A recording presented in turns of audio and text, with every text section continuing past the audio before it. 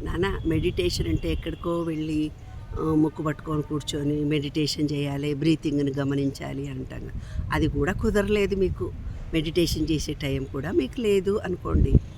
ఓం అనే జపాన్ని ఎప్పుడు ఓం అంటూ వంట చేయండి. ఓం అంటూ వర్క్ చేయండి. ఓం అంటూ మీరు ఫిజికల్ వర్క్ చేయండి.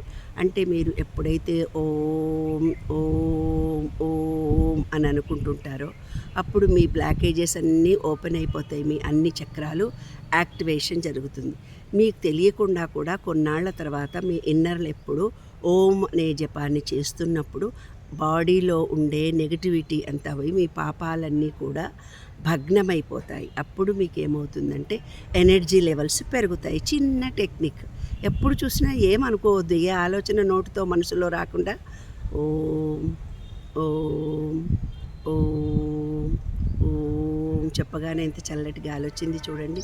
విశ్వానికి ఎంత సంతోషం. చూడు అన్నీ చక్కగా పలుకుతున్నాయి. ఓం అనండి అంతే. అలా అనుకుంటూ మీ మైండ్‌ని ట్రైన్ చేసుకుంటూ వెళితే ఆ ఓం అనే శబ్దంతో మీ బ్లాకేజెస్ పోయి పాజిటివ్ ఎనర్జీ మీకొస్తుంది. చిన్న టెక్నిక్.